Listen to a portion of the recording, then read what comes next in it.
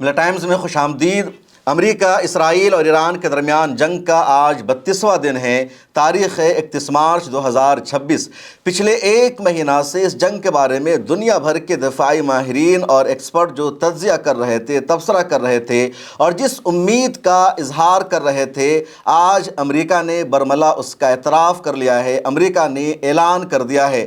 دراصل دنیا بھر کے ماہرین یہ کہہ رہے تھے کہ اس جنگ میں امریکہ کا جو نقصان ہو رہا ہے، امریکہ کی معیشت پر جو اضافی بوجھ پڑ رہا ہے، امریکہ اس جنگ کا جو خرچہ ہے وہ اربوں سے وصول کرے گا۔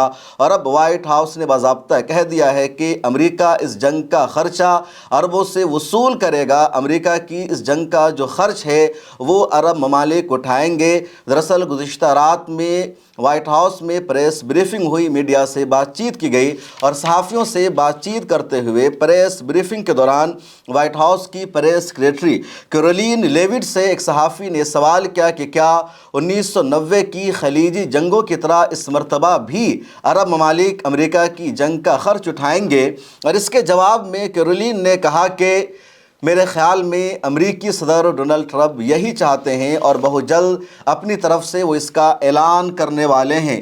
Pay for the vast majority of the cost of the war, Kuwait, Saudi Arabia, the UAE. Who's paying for the cost of this war? Will those Arab countries step up to do just that? Well, I think it's something the president would be quite interested in calling them to do. I won't get ahead of him on that, but certainly it's an idea that I know that he has and something that I think you'll hear more from him on. And then secondly, the cost of یہ بہت اہم ہے کیونکہ امریکہ نے ایران پر جو حملہ کیا ہے تو اس حملے میں لگاتار امریکہ کا مالی نقصان ہوا ہے، امریکہ کی معیشت کا نقصان ہوا ہے اور امریکہ کی اربوں خربوں ڈالر کے ہتھیاروں کو ایران نے حملہ کر کے تباہ کر دیا ہے۔ صرف شروع کے 7 دنوں کی جنگ میں ہی $12 بلین سے زیادہ کا ایران نے امریکہ کو نقصان پہنچا دیا تھا۔ اور اب وائٹ ہاؤس کی پریس سیکریٹری کہہ رہی ہے کہ امریکی صدر یہی چاہتے ہیں کہ اربوں سے اس جنگ کا خرچ وہ وصول کرے اور بہت جلد ڈونلڈ ٹرمپ خود اس کا اعلان کرنے والے ہیں۔ پچھلے دنوں سعودی عرب کے ولی عہد اور وزیر اعظم محمد بن سلمان کا امریکی صدر ڈونلڈ ٹرمپ کی طرف سے جو مذاق اڑایا گیا وہ بھی شاید اسی تناظر میں تھا۔ امریکہ بار بار پریشر بنا رہا ہے، دباؤ بنا رہا ہے عرب دیشوں پر کہ اس جنگ کا خرچہ تم اٹھاؤ، اس جنگ میں جتنے اخراجات ہو رہے ہیں، ہمیں جتنے انٹرسیپٹر کا میزائلوں کا استعمال کرنا پڑ رہا ہے وہ سب عرب ممالک کو ہی دینا ہوگا۔ امریکہ اور اسرائیل کا شروع سے یہی ایجنڈا تھا کہ یہ جنگ ایک ریجنل جنگ میں تبدیل ہو جائے اور جس طرح امریکہ اور اسرائیل نے ایران پر حملہ کیا ہے، عرب ممالک بھی خواہ وہ قطر ہو، یو اے ای ہو، سعودی عرب ہو، بحرین ہو، کویت ہو، وہ سب بھی ایران پر حملہ کرنے لگے اور پھر ایران بھی ان دیشوں پر حملہ کرے گا۔ اور جب یہ خلیجی ممالک اس جنگ کو جوائن کر لیں گے تو یہ جنگ صرف امریکہ اور ایران کی نہیں رہے گی بلکہ جنگ عرب ورسز ایران ہو جائے گی اور اس جنگ میں پھر پوری طرح عرب ممالک خرچہ برداشت کریں گے، ایران کے حملوں کو روکنے کی کوشش کریں گے اور دھیرے دھیرے امریکہ اور اسرائیل اس جنگ سے باہر نکل جائے گا۔ امریکہ اور اسرائیل کا جو نقصان ہو رہا ہے وہ نقصان نہیں ہو پائے گا۔ وال اسٹریٹ جرنل کی ایک اور تازہ رپورٹ سامنے آئی ہے اور وہ رپورٹ بھی اس رپورٹ کی یا وائٹ ہاؤس کے پریس سیکریٹری کی باتوں کی تائید کر رہی ہے۔ دراصل وال اسٹریٹ جرنل کی ایک تازہ رپورٹ سامنے آئی ہے جس میں یہ کہا گیا کہ امریکہ اب اس جنگ سے نکلنا چاہ رہا ہے اور امریکہ کی پرائیورٹی اب ابنائے ہرمز کو کھلوانا بھی نہیں ہے۔ اب تک یہی کہا جا رہا تھا کہ اس جنگ کا گول ہو گیا ہے اسٹیٹ آف ہرمز کو اوپن کرانا، پہلے والی پوزیشن میں اس کو پہنچانا کہ اسٹیٹ آف ہرمز سبھی کے لیے اوپن رہے اور وہ ایک عالمی گزرگاہ ہے۔ لیکن وال اسٹریٹ جرنل کی رپورٹ یہ بتا رہی ہے کہ ڈونلڈ ٹرمپ نے اپنے قریبی لوگوں سے، اپنے مشیروں سے کہا کہ اب ہمیں اس جنگ سے باہر نکل جانا ہے، اپنی آرمی کو، اپنے لوگوں کو مزید ہمیں آگ میں نہیں جھونکنا ہے۔ اگر ہم ابنائے ہرمز کو اوپن کرانے میں کامیاب نہیں ہو پاتے ہیں تو یہ بھی صحیح کیونکہ ابھی اب ہمارا گول نہیں ہونا چاہیے، کیونکہ امریکہ نے اگر اپنی آرمی کو ابنائے ہرمز کو اوپن کرانے کے لیے بھیجا تو ایران نے جس طرح کی تیاری کر رکھی ہے اس کا امریکہ کو شدید نقصان اٹھانا پڑے گا۔ پچھلے دنوں میں نے سی این این کی رپورٹ کے حوالے سے آپ کو بتایا تھا کہ کس طرح کی ایران کی ابنائے ہرمز کے پاس تیاری ہے۔ وہاں پر 7 آئی لینڈ ہے اور 7 آئی لینڈ پر ایران کی آرمی موجود ہے۔ ایران کا جو मिसाइल है वो मौजूद है, पूरी तैयारी है ईरान की, और CNN की उस रिपोर्ट का भी असर हुआ और अब अमेरिका को अपना फ़ैसला बदलना पड़ रहा है। और जब ये ख़बर पूरी दुनिया में अमेरिका की ज़िल्लत और रुसवाई के तौर पर पेश की गई, अमेरिका की हार सामने आई कि अमेरिका ने ईरान से हार मान ली है, अमेरिका ने ईरान के सामने सरेंडर कर दिया है, तो उसके बाद वाइट हाउस ने अमेरिका के फॉरेन मिनिस्टर मार्को रूबियो के बयान का हवाला दिया और कहा कि नहीं, मार्को रूबियो ने कहा है कि अबनाए हुर्मुज़ को हर हाल में ओपन कराया जाएगा और इस जंग का वाहिद मकसद यही रहेगा कि हमें स्टेट ऑफ हुर्मुज़ को ओपन कराना है। उधर ईरान से भी ये खबर सामने आ चुकी है कि ईरान की पार्लियामेंट की एक कमेटी ने बाज़ाब्ता इस प्रपोज़ल को कन्फर्म कर दिया है, अपनी तजवीज़ पेश कर दी है कि अबनाए हुर्मुज़ से गुजरने वाले तमाम जहाज़ों से टैक्स लिया जाएगा। ख़ास तौर पर अमेरिका, इसराइल और इन दोनों देशों के जितने अलाइज है उनके जहाज़ों से मुकम्मल तौर पर टैक्स वसूल किया जाएगा, किसी तरह की कोई रियायत नहीं दी जाएगी। और ईरान को यह भी इख्तियार रहेगा कि चाहे तो वो जहाज़ों को गुजरने दे, और अगर किसी जहाज़ को ये चाहता है कि वो ना गुजरने दे तो टैक्स मसले का हल नहीं होगा, बल्कि वो गुजरने ही नहीं देगा। ईरान की पार्लियामेंट इस तरह का प्रपोज़ल पास कर रही है और कमेटी ने बाज़ाब्ता मंजूरी दे दी है इस तजवीज़ को, और अब बाज़ाब्ता ईरान की पार्लियामेंट से फ़ैसला हो सकता है। और अगर ईरान की पार्लियामेंट ने यह फ़ैसला कर दिया तो यकीनी तौर पर यह जंग फिर अब अरब वर्सेस ईरान हो जाएगी, क्योंकि अमेरिका अरब देशों से कहेगा अबनाए हुर्मुज़ तुम्हारे लिए ज़्यादा अहम है, क्योंकि तुम्हारे जहाज़ वहाँ से गुजरेंगे, तुम्हारे यहाँ सामान दुनिया भर से अबनाए हुर्मुज़ के ज़रिए पहुँचेगा, और अगर तुम चाहते हो कि अबनाए हुर्मुज़ को हम ओपन कराए तो तुम्हें इस जंग में अब डायरेक्ट आना होगा, हमारा ख़र्च उठाना होगा, तुम्हारी जंग के लिए हम अपनी आर्मी को नहीं मरवा सकते हैं। यही होने वाला है और अमेरिका ने अब सिर्फ इशारों में नहीं बल्कि साफ लफ्ज़ों में बता दिया है। और अरब ममालिक की जो सिचुएशन है बहुत ज़्यादा अबतर है। पिछली वीडियो में मैंने तफसील से बताया कि अरब देशों के पास अब ऑप्शन क्या रह गया है और किस तरह ईरान से ज़्यादा, इसराइल से ज़्यादा जो मुश्किलें हैं वो सऊदी अरब की, कतर की, मुत्तहिदा अरब इमारात की बढ़ गई है। उधर ईरान का हमला इन अरब देशों में भी अमरीकी फ़ौजी अड्डों पर और इनके असासों पर लगातार जारी है। ईरान ने एक ताज़ा हमला दुबई की बंदरगाह पर किया है। दुबई की बंदरगाह पर कुवैत का एक ऑयल टैंकर लंगर अंदाज था और उसमें तकरीबन 20 लाख बैरल क्रूड ऑयल था।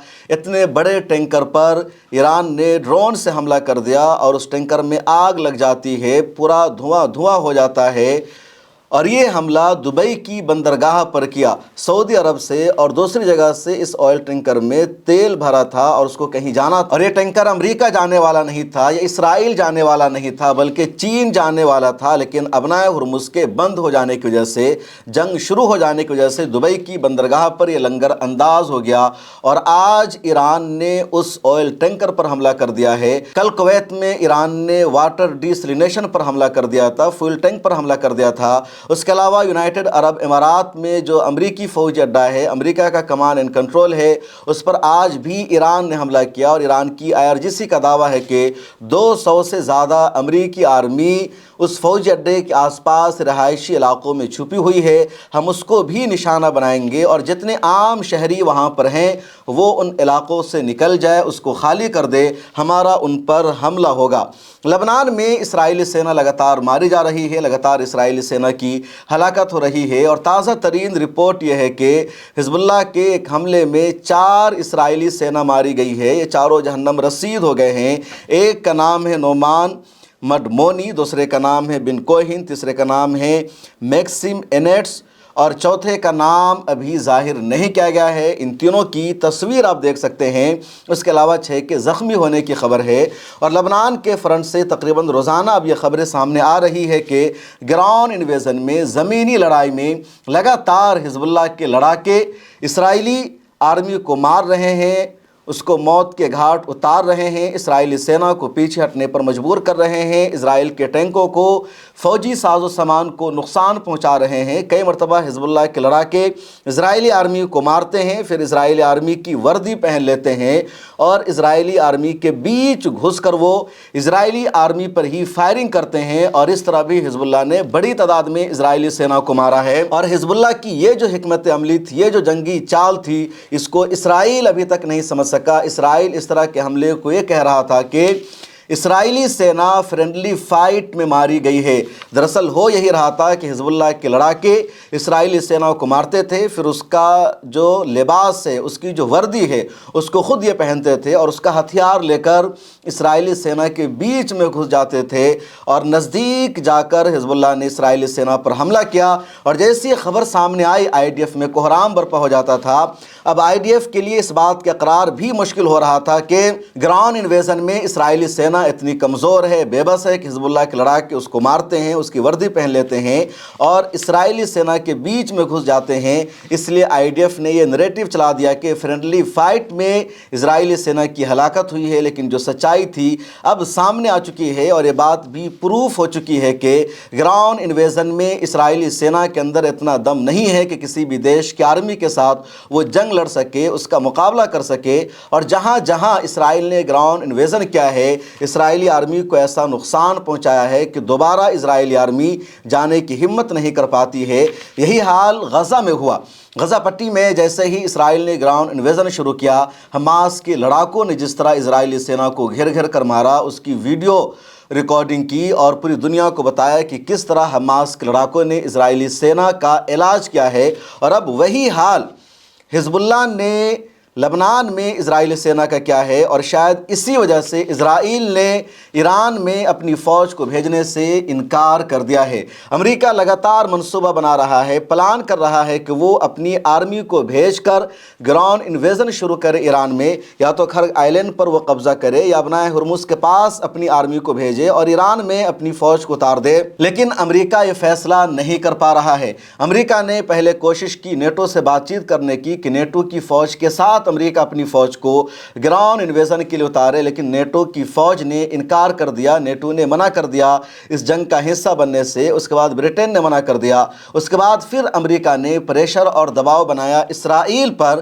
کہ ہم دونوں نے مل کر جنگ شروع کی ہے، اور اس جنگ کا جو اصل ہدف ہے رجیم کو چینج کرنا، ایران کے تیل پر قبضہ کرنا، ایران میں تختہ پلٹ کرنا، تو بغیر گراؤنڈ انویژن کے پوسیبل نہیں ہے۔ اس لیے امریکہ کے ساتھ اسرائیل بھی اپنی آرمی کو ایران میں بھیجے، اور جیسے امریکہ نے اسرائیل سے مطالبہ کر دیا، اسرائیل نے معافی مانگ لی اور کہا کہ نہیں، اسرائیل گراؤنڈ انویژن نہیں کرے گا، زمینی فوج بھیجنے میں اسرائیل امریکہ کا ساتھ نہیں دے گا۔ تو اسرائیل نے صاف لفظوں میں انکار کر دیا ہے، اور جب اسرائیل نے منع کر دیا تو اب امریکہ یہ چاہ رہا ہے کہ عرب ممالک اس جنگ کا حصہ بن جائے، عرب ممالک اس جنگ کے لیے گراؤنڈ انویژن کے لیے اپنی آرمی کو بھیجے، لیکن عرب ممالک بھی اپنی آرمی کو گراؤنڈ انویژن کے لیے بھیجنے کو تیار نہیں ہیں، وہ خود کو اس جنگ کا حصہ نہیں بنانا چاہ رہے ہیں، اور یہی ان کی کامیاب جنگی حکمت عملی ہے۔ اور دنیا بھر کے جو ایکسپرٹ ہیں عربوں کی تعریف کر رہے ہیں کہ امریکہ کے لاکھ پریشر اور دباؤ کے باوجود ابھی تک یہ لوگ اس جنگ کا حصہ نہیں بنے ہیں۔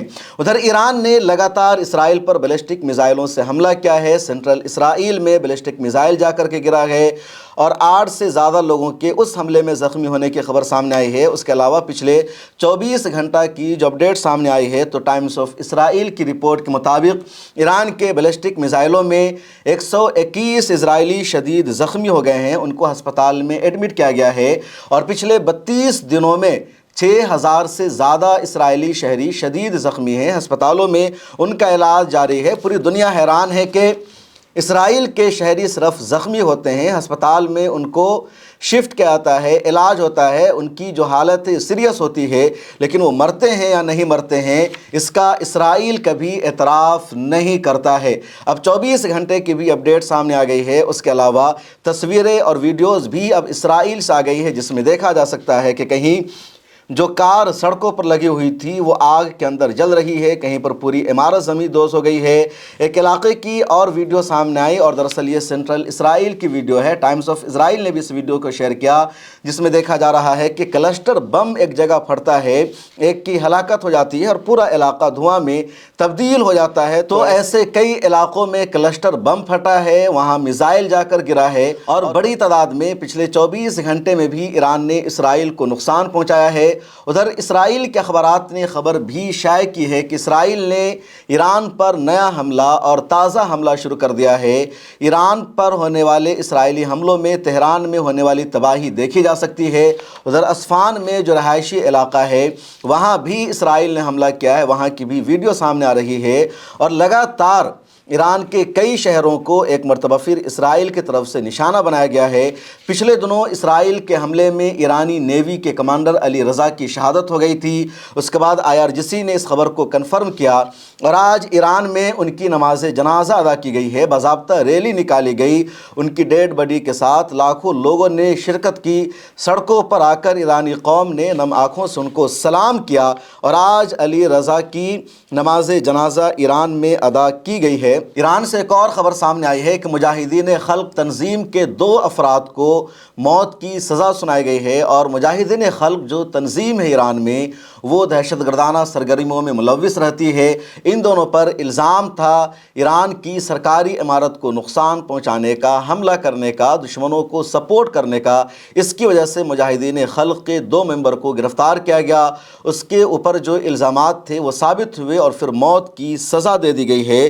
اسی طرح امریکہ سے خبر سامنے آئی ہے، اور ٹائمز آف اسرائیل نے خبر شائع کیا کہ جو یہودی امریکی یعنی امریکہ میں جو یہودی رہتے ہیں ان میں سے کچھ ایسے ہیں جن کے پاس اسرائیل کی شہریت نہیں ہے، اور کچھ ایسے ہیں جن کے پاس ڈول شہریت ہے، یعنی امریکہ کی بھی شہریت ہے اور اسرائیل کی بھی شہریت ہے۔ ان کے درمیان ایک سروے ہوا کہ امریکہ کو اسرائیل کا انکنڈیشنل سپورٹ کرنا چاہیے یا نہیں کرنا چاہیے، تو صرف 32% لوگوں نے یہ رائے دی کہ امریکہ کو اسرائیل کو انکنڈیشنل ایڈ دینا چاہیے، سپورٹ کرنا چاہیے۔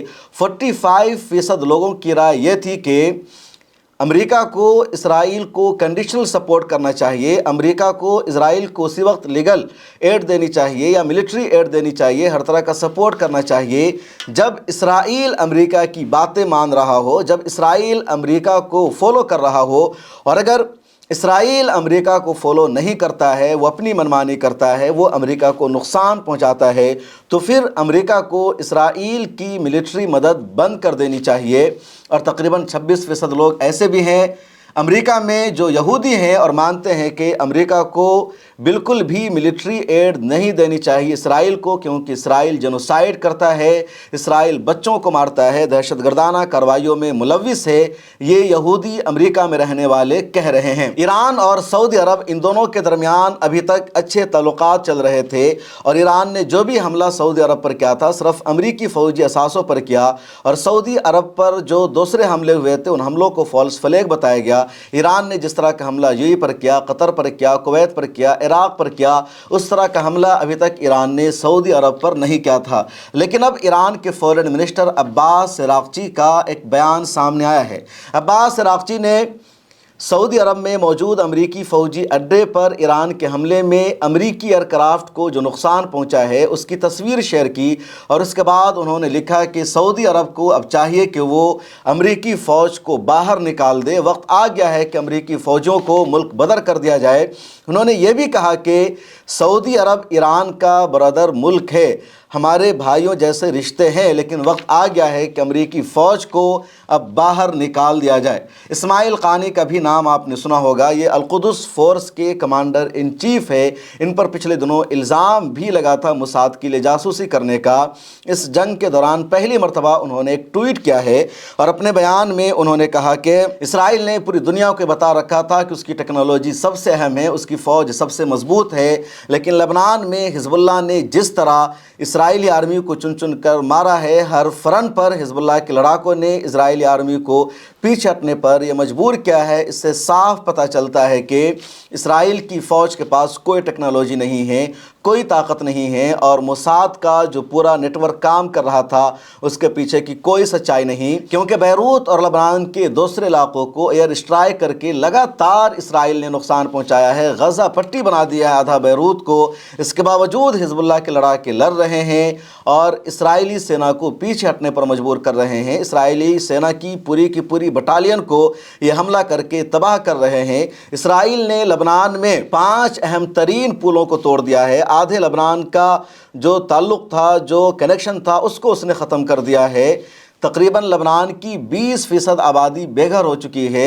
1500 से ज़्यादा लबनान में मारे जा चुके हैं। पिछले दिनों 2 सहाफ़ियों को इसराइल ने हमला करके मार दिया। इसके बावजूद हिजबुल्लाह के जवाब में उसकी ताकत में कहीं पर कोई कमी नहीं देखी जा रही है। और इस वीडियो में अब आखिरी न्यूज़ है फ्यूल जेट के बारे में। जो जहाज़ होते हैं, जो प्लेन होते हैं, उनमें जो तेल इस्तेमाल होता है वो सबसे महंगा ऑयल होता है, सबसे कीमती तेल होता है।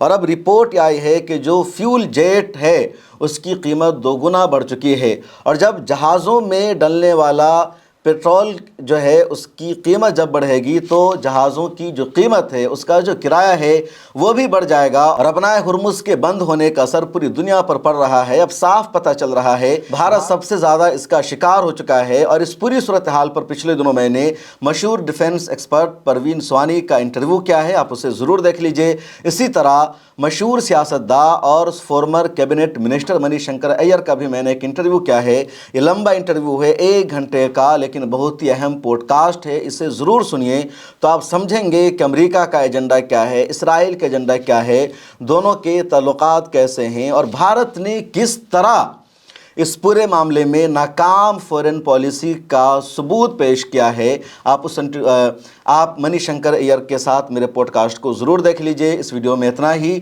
मिले टाइम्स को ज्वाइन कर लीजिए, मेंबरशिप ले लीजिए, फिर मुलाकात होगी। अल्लाह हाफिज़।